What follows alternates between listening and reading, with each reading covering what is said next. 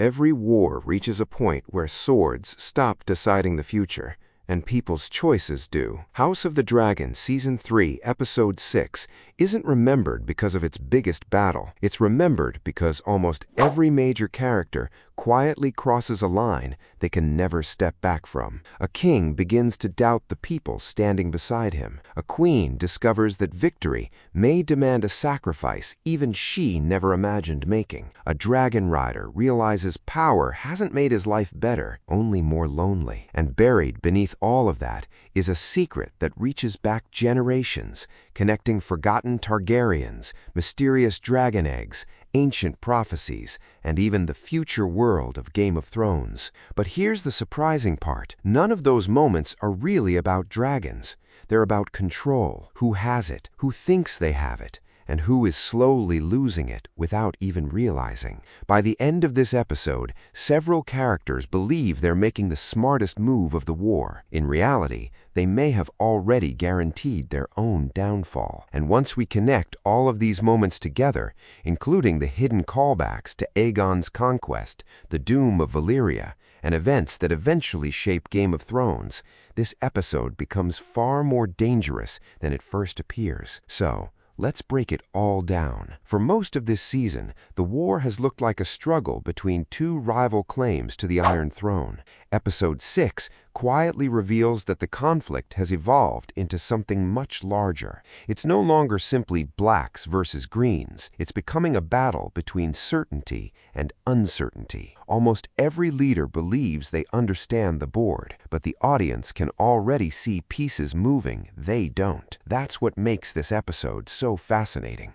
The biggest threats aren't always dragons flying overhead. Sometimes they're small decisions that seem harmless in the moment. A conversation, a delay, a lie, a wounded ego, or a single act of mercy. History in Westeros rarely changes because of one enormous event.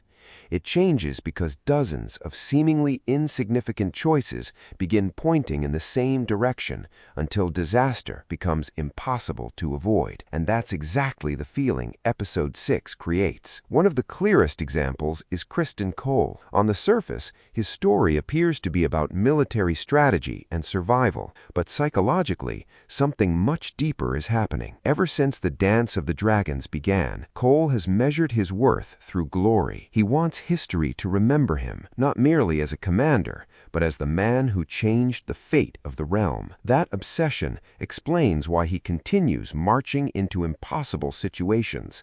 He's no longer asking, "Can we win?" He's asking, "Will people remember me?" Those are two very different motivations. It's also why the episode gives so much attention to his willingness to fight against impossible odds. From a military perspective, it seems reckless. From Cole's perspective, it's the only ending that still gives his life meaning, because surviving without honor has become more frightening than dying with it. That's a tragic shift for someone who once believed discipline and duty were enough.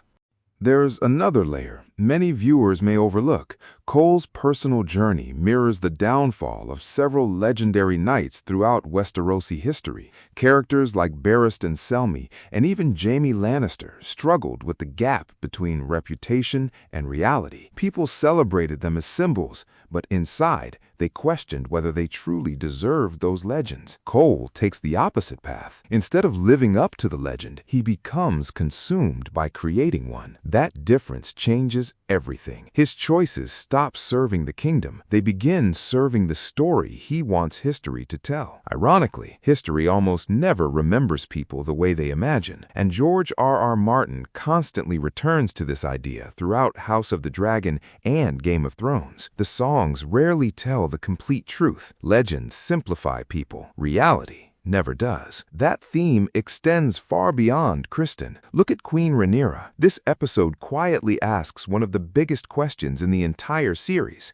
Can someone remain a good ruler while fighting a brutal civil war? At first, the answer seems obvious. Of course they can, until every possible decision carries horrific consequences. If she shows mercy, she risks losing the throne. If she responds with overwhelming violence, She risks becoming exactly the kind of ruler she once opposed. That's the impossible trap surrounding Rhaenyra now. She's no longer choosing between right and wrong. She's choosing which terrible outcome she can live with. And those are the kinds of decisions that slowly reshape people without them noticing. What's especially interesting is how often Episode 6 reminds us of Viserys. Not directly, but emotionally. Viserys believed compromise could hold the realm together. He delayed conflict whenever possible. Many criticized that approach as weakness. Yet watching Rhaenyra now, you begin to understand exactly why her father hesitated so often. Because once violence becomes the easiest solution, it rarely remains the last. Every victory demands another. Every battle creates another enemy. Every execution inspires another act of revenge. The cycle simply keeps growing. That's one of the oldest political lessons in George R.R. Martin's world. Winning a war isn't the same as creating peace. Then there's Daemon, and this episode may contain one of his most revealing psychological moments yet. Daemon has never believed patience wins wars. Action does. Speed does. Fear does. He's a man who instinctively solves problems by striking first. So when Rhaenyra hesitates, he doesn't see compassion, he sees dangerous indecision. But here's where things become fascinating. Neither of them is entirely wrong. Daemon understands warfare. Rhaenyra understands legitimacy. Without military victories, she cannot keep the throne. Without moral authority, the throne eventually becomes meaningless. Those two philosophies have been colliding since the beginning of the series. Episode 6 simply pushes them closer to a breaking point. There's another reason Daemon's frustration feels so important. It echoes one of the greatest strategic mistakes made throughout Game of Thrones. Again and again, leaders assumed military strength alone guaranteed victory. Tywin Lannister understood something different. Power isn't only about defeating enemies, it's about convincing everyone else resistance is hopeless. That's why politics and perception matter just as much as armies. Daemon focuses on destroying opposition. Rhaenyra focuses on preserving support. Neither approach works alone. Successful rulers require both, and history shows what happens when either side dominates completely. Meanwhile, another storyline quietly becomes one of the saddest of the episode, the Dragonseeds. When viewers first saw ordinary people claiming dragons, it felt like an inspiring moment. Finally, power belonged to more than just noble bloodlines. But Episode 6 exposes the hidden cost of that dream. Take Ulf. He finally achieved what countless people across Westerosi could only imagine. He rides a dragon. He possesses unimaginable power. Yet, emotionally, he's less free than ever before. Before claiming Silverwing, he answered to poverty. Now he answers to a queen. His life has changed dramatically, but his lack of control hasn't. That's a brilliant piece of character writing because it challenges one of the biggest fantasies in fantasy storytelling itself. Power doesn't automatically create freedom. Sometimes it simply changes who gives the orders. Sometimes it simply changes who gives the orders. Hugh Hammer represents the opposite side of that same idea. Unlike Ulf, Hugh accepted enormous personal risk, believing he could build a better future for his family. Everything he sacrificed was supposed to lead somewhere, a safer home, more stability, a better life. Instead, the distance between him and the people he wanted to protect keeps growing. It's one of the cruelest ironies in the episode. His greatest achievement may also become the reason he loses everything he fought for. And that's exactly how tragedy often works in George R.R. Martin's stories. Characters rarely fail because they have bad intentions. They fail because the world changes faster than their dreams can. This also creates an interesting parallel with Jon Snow centuries later. Jon never wanted power. Hugh desperately pursued opportunity. Yet both discover something remarkably similar. Leadership isolates people. The higher they climb, the fewer people truly understand what they're carrying. That's a recurring truth across the entire franchise. The throne changes everyone, even those who never sit on it. And just when Episode 6 seems focused entirely on politics, it quietly introduces something even older, something that existed long before this civil war. The mystery surrounding Harrenhal, dragon eggs, forgotten Targaryen history, and strange prophecies isn't simply expanding the lore. It's reminding us that human conflicts are temporary. The deeper forces shaping this world have been moving for centuries, some of them since before Aegon's conquest. And once we begin connecting those mysteries to ancient dragon bloodlines, and eventually to Daenerys Targaryen herself, the entire episode starts revealing clues that reach far beyond the Dance of the Dragons. And that's exactly why Harrenhal continues to feel so different from every other location in Westeros. Most castles are symbols of political power. Harrenhal has always been something else. It feels less like a fortress and more like a place where history refuses to stay buried. Every generation that enters its walls believes they're chasing power. Instead, they end up confronting themselves. That's what makes Aemond's storyline here so compelling. On the surface, he's searching for Vhagar. Emotionally, he's searching for certainty. Ever since losing King's Landing, Aemond has been stripped of the one thing that always made him feel untouchable. Not his title, not even his authority, his confidence. For most of the war, Aemond believed that as long as he rode the largest dragon alive, every problem had a simple solution. If someone opposed him, burn them. If an army advanced, destroy it. If fear spread across Westeros, let Vhagar remind everyone why Targaryens ruled for centuries. But Episode 6 quietly dismantles that belief. The one weapon that always guaranteed his superiority is suddenly absent, and without Vhagar beside him, Aemond begins looking surprisingly human. That isn't weakness, it's vulnerability. For perhaps the first time in the series, the audience sees the man beneath the legend. Then comes one of the episode's most intriguing mysteries, the dragon eggs. At first glance, they seem like another fascinating piece of Targaryen history, but their importance reaches much further. Dragon eggs have never simply represented future dragons. They represent possibility, potential, the continuation of an entire civilization. Whenever House Targaryen begins losing dragons, their political power begins fading with them. We've watched that pattern unfold for generations. So every forgotten clutch of eggs immediately raises an important question. Could history have unfolded differently? One of the episode's most interesting suggestions is that Westeros still contains forgotten pieces of its own past. Not everything was recorded. Not every secret reached the history books. And that's perfectly consistent with George R.R. Martin's writing. History in his world is unreliable. Maesters disagree. Witnesses contradict one another. Entire events disappear depending on who survives to tell the story. That uncertainty makes discoveries like these feel believable instead of convenient. There's another connection longtime fans immediately noticed. Alice speaks about ancient dragon bloodlines almost as if she's discussing living memories rather than distant history. Whether that's literal, magical, or simply another example of her mysterious knowledge remains unclear. The episode never confirms exactly who Alice truly is, and that's important. House of the Dragon rarely explains its supernatural elements immediately.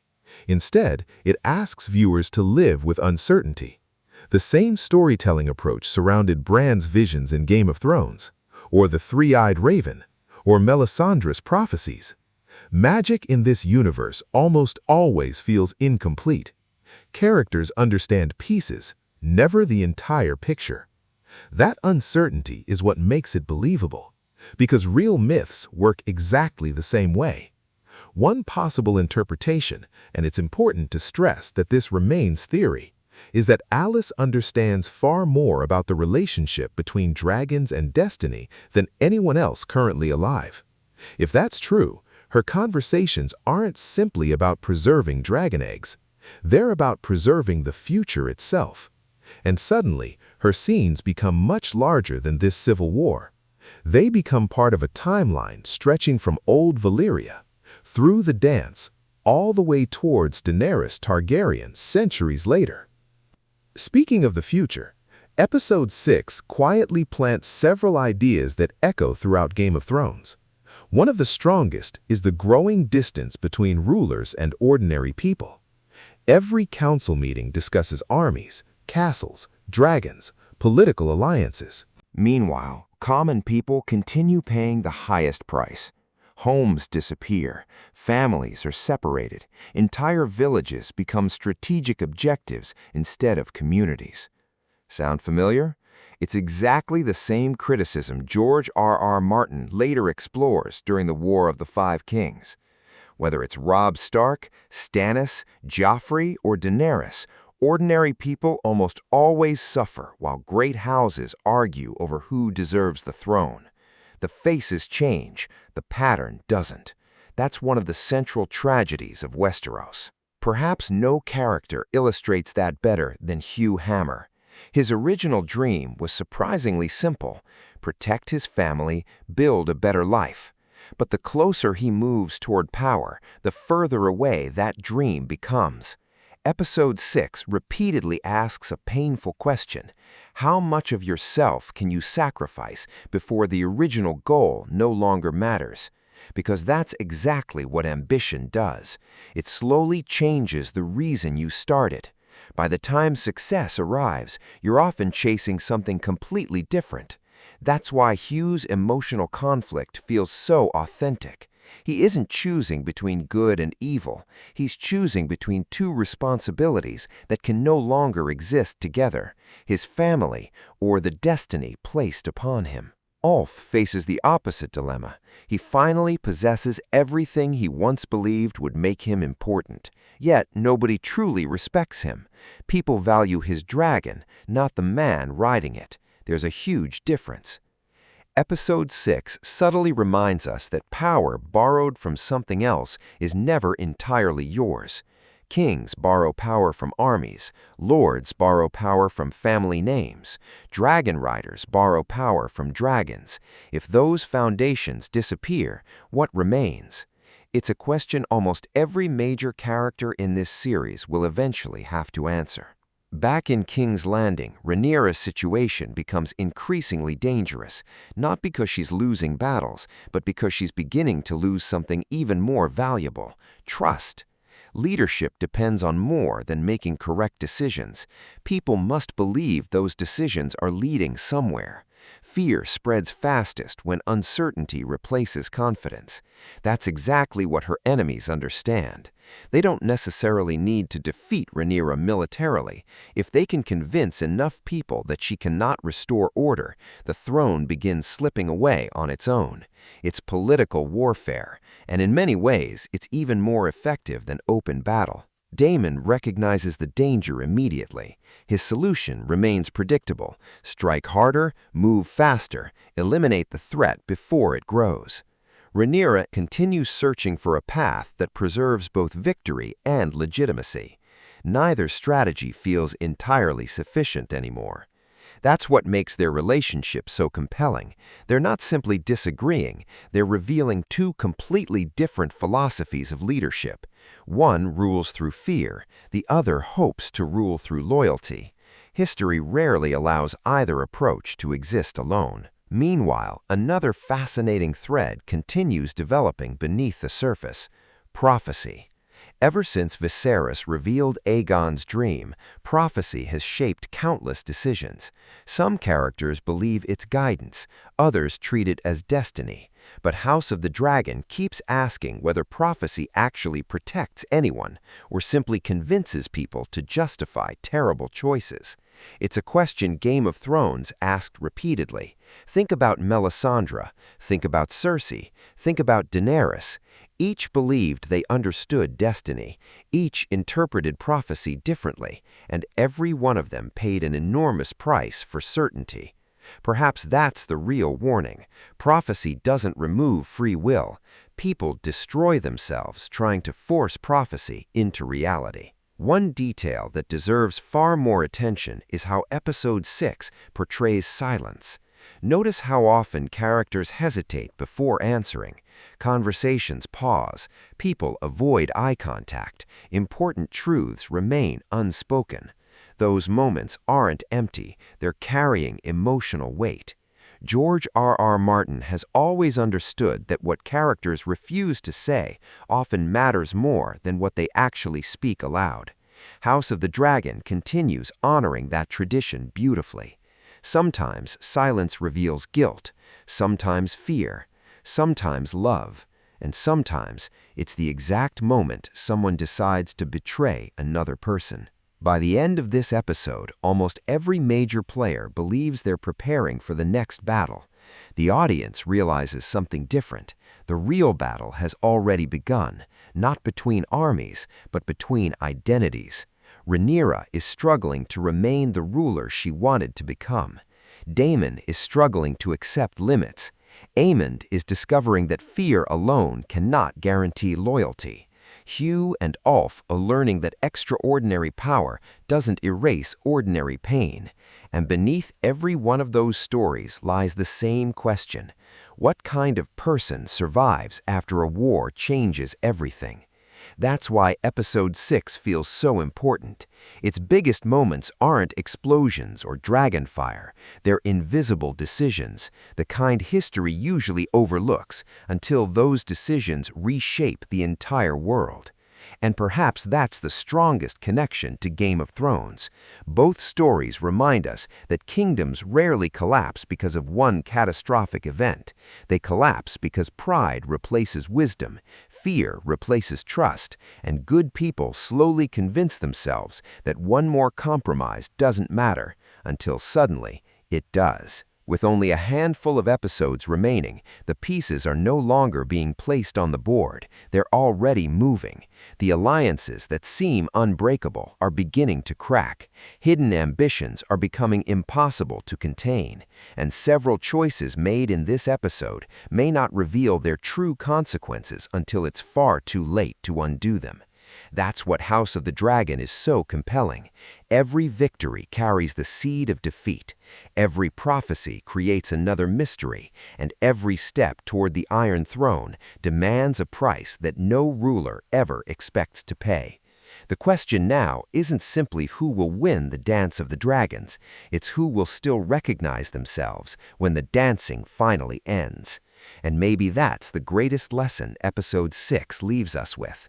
The Dance of the Dragons was never destined to destroy House Targaryen because dragons fought dragons.